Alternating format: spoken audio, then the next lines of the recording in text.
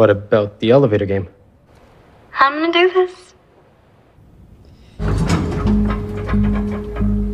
She is not human, and she will rip you apart.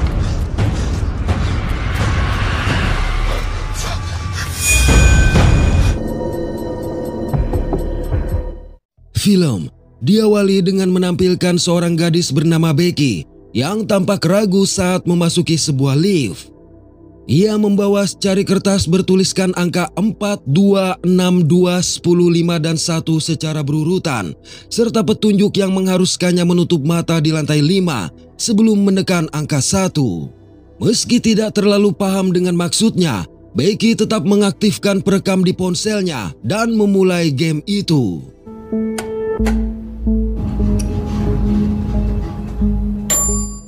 Lantai 4, 2, 6, 2, dan 10 Becky lalui tanpa kendala. Lantas sesuai petunjuk, Becky menekan tombol lantai 5 sebelum memejamkan matanya. Ketika pintu lift di lantai 5 terbuka, Becky merasakan hembusan angin misterius menerpa wajahnya. Hanya saja, akibat pintu lift yang tidak juga tertutup, Becky akhirnya membuka matanya. Begitu pintu lift tertutup, dengan santai Becky menekan tombol ke lantai 1. Namun, tiba-tiba lampu berkedip dan lift malah bergerak naik, membuat Becky menjadi panik. Lalu dari ponselnya, Becky melihat sosok wanita menyeramkan yang berdiri di belakangnya. Saat itu, lift berhenti di lantai 10, di mana tampak koridor yang bercahaya merah. Dan ketika mendengar wanita itu bertanya kemana dia akan pergi, Becky pun menengok ke belakang. Tak lama setelah itu, lift kembali ke lantai 1 tetapi Becky sudah menghilang. Selang beberapa waktu, ditampilkan video sekelompok konten kreator yang terdiri dari Chris sebagai pembawa acara, Chloe si peneliti kutu buku, Matty orang yang beriman, dan Izzy si jenius teknologi. Dalam konten itu, mereka akan melakukan permainan memanggil arwah raja yang telah meninggal menggunakan cermin. Untuk membuat permainan lebih menantang, mereka melakukannya di dalam rumah terbengkalai milik pembunuh berantai bernama Lester Digby King. Setelah Chris menyebutkan sponsor mereka, video tersebut dijeda oleh pria bernama Kevin yang merupakan pimpinan mereka. Kevin mengingatkan agar mereka selalu menunjukkan produk dari sponsor yang disebutkan dan harus menyebutkan slogan dari sponsor tersebut. Lantaran mereka tidak menanggapinya dengan serius, Kevin menjelaskan menjadi konten kreator adalah pekerjaan utama mereka. Jadi bila tidak ingin kehilangan sponsor, mereka harus menyenangkan sponsor.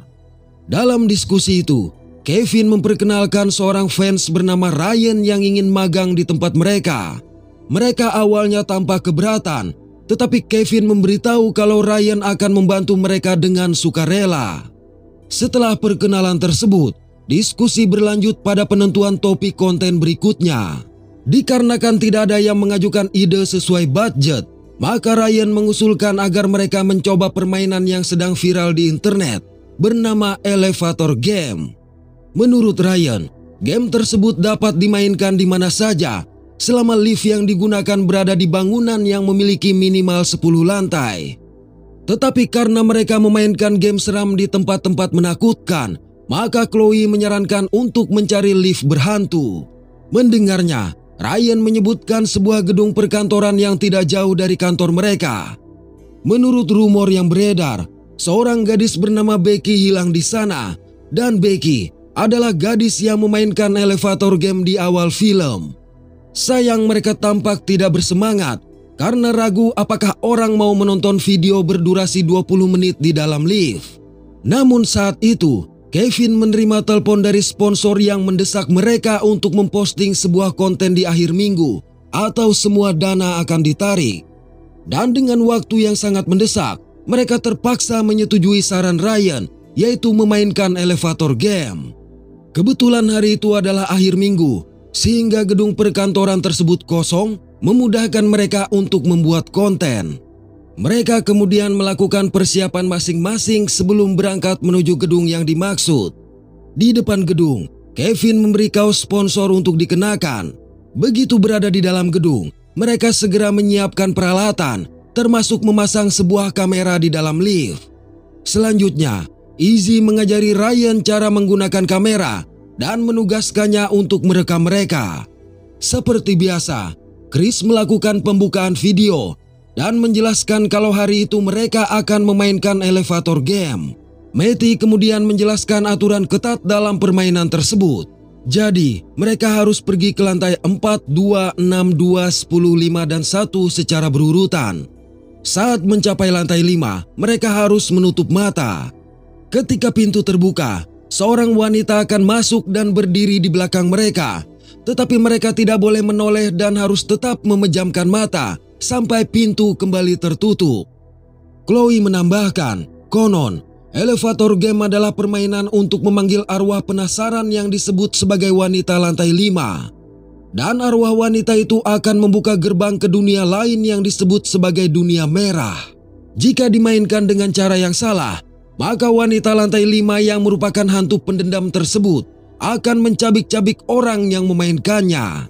Namun bila dilakukan dengan benar, maka wanita lantai 5 akan membiarkan mereka memasuki dunia merah.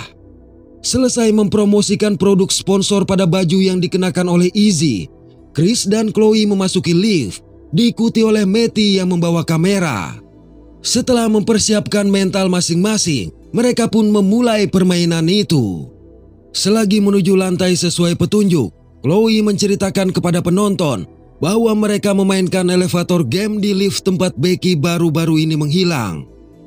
Setelah melalui lantai 4, 2, dan 6, Chris kembali menekan tombol lantai 2 sesuai urutan, di mana bersamaan dengan itu, monitor yang dipegang oleh Izzy tiba-tiba mengalami gangguan. Di dalam lift, tanpa kendala mereka mencapai lantai 2 dan melanjutkan permainan ke lantai 10. Namun lampu mulai berkedip, menyebabkan Matty merasa takut dan berniat meninggalkan permainan.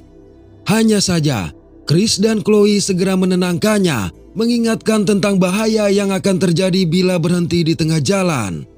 Begitu sampai di lantai 10, maka waktu untuk pembuktian pun tiba. Chris lantas menekan tombol lantai 5 untuk membawa mereka turun. Sementara di lantai bawah, Ryan melihat penjaga keamanan mendekat, jadi memperingatkan Izzy dan Kevin untuk bersembunyi. Dalam perjalanan menuju ke lantai 5, mereka bertiga memejamkan mata. Ketika pintu lift terbuka, Chris yang menganggap wanita lantai 5 hanya lelucon sempat membuka mata tetapi tidak melihat siapa-siapa. Selang beberapa saat, tampak sekelebat bayangan melintasi Chloe sebelum akhirnya pintu lift tertutup. Tanpa merasakan apa-apa, mereka melanjutkan langkah terakhir, yaitu turun ke lantai 1. Tapi setelah tombol ditekan, lift malah bergerak naik. Sedangkan di lantai bawah, Izzy mendapati tabletnya kehilangan kontak dengan kamera di dalam lift. Di dalam lift, Matty kembali menjadi panik ketika tiba-tiba lift berhenti di lantai 9, di mana ternyata seorang pria memasuki lift. Alhasil mereka dibawa turun tanpa sempat menyelesaikan permainan itu. Ketika mereka sampai di lantai dasar, Izzy memberitahu kalau mereka telah kehilangan sebagian besar rekaman perjalanan di dalam lift. Pada saat itu, Chloe mendengar suara orang bersenandung dari dalam lift sebelum pintunya tertutup. Karena tidak memiliki rekaman, Ryan menyarankan untuk melakukan permainan itu lagi, tetapi dengan tegas Chris menolaknya.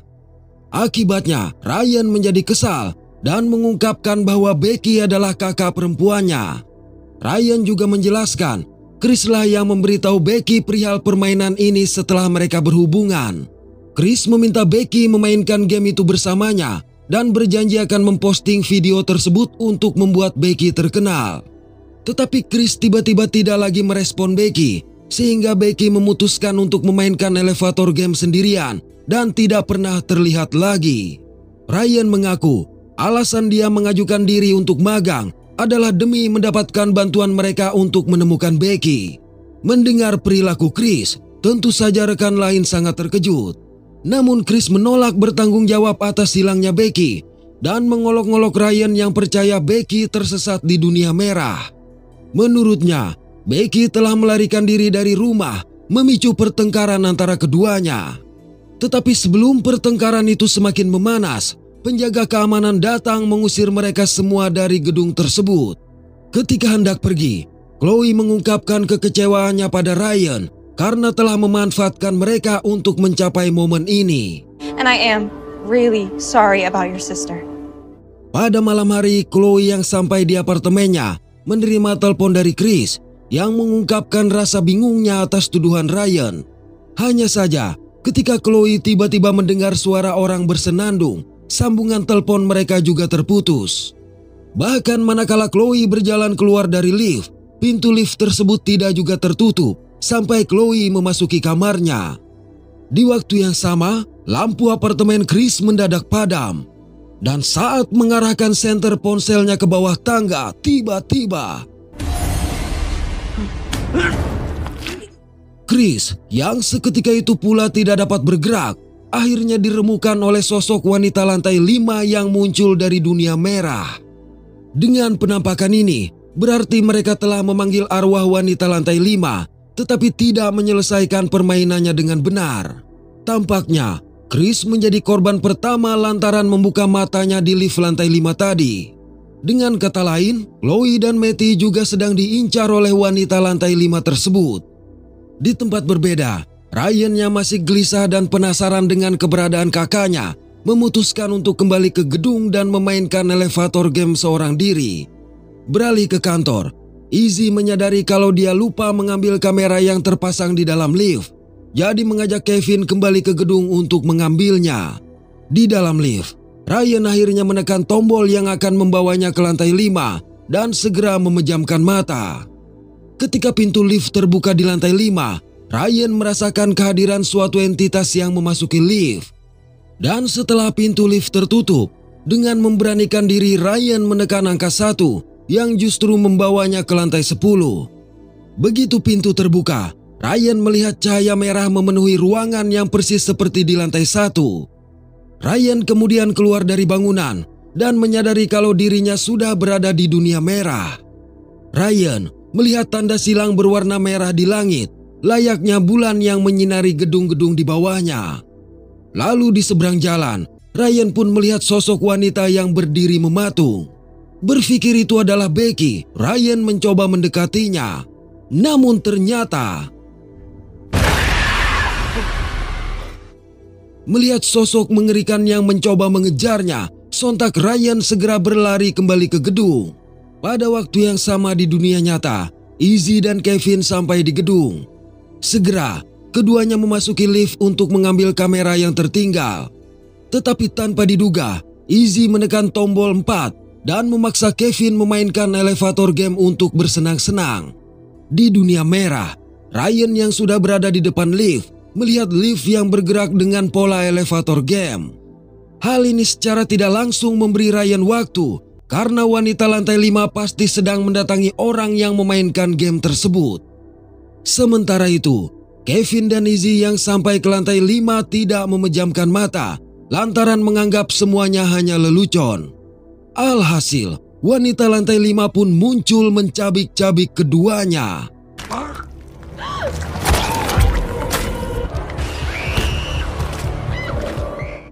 Selang beberapa saat, lift tersebut bergerak ke tempat Ryan berada. Tanpa membuang waktu, Ryan bergegas masuk dan mencoba menutup pintu. Beruntung, pintu lift tertutup tepat sebelum wanita lantai 5 menangkapnya. Di dalam lift, Ryan menemukan kamera Izzy tergeletak di lantai.